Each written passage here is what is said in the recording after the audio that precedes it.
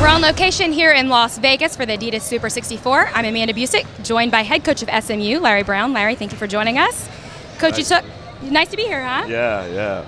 You took SMU all the way to the NIT championship. I know there was a little bit of frustration probably with the NCAA tournament. Made it all the way to the NIT championship. How are you going to build off the momentum for next season, and what are your expectations? Well, there really wasn't disappointment about not going to the NCAA. We might not have deserved it, but the NIT gave us 5 great games against quality teams, and I think that always helps you. We got to practice longer. We got a lot of good guys coming back.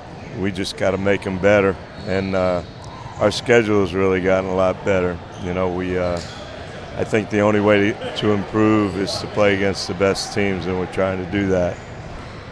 I don't want to get in too heavily into the Emmanuel Mudiay conversation, but I do want to ask. Do you think this is going to become a trend with players? $1.2 million deal in China. Is it going to affect the landscape of college basketball?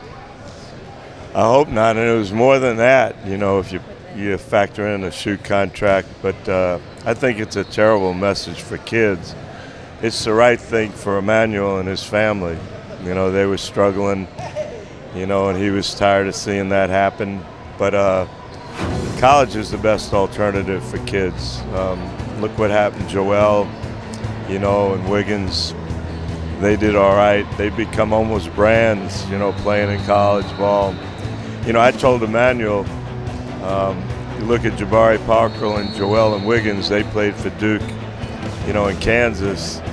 And it was a big story. If Emmanuel would have done it at SMU, it would have been the biggest story. But, hopefully that doesn't happen. What's been the reaction from your players about his departure over to China? And are there any kind of questions that you're having to answer on their end? No, Emmanuel's brother's with us. He's going to get a degree in sports management. He's a great kid.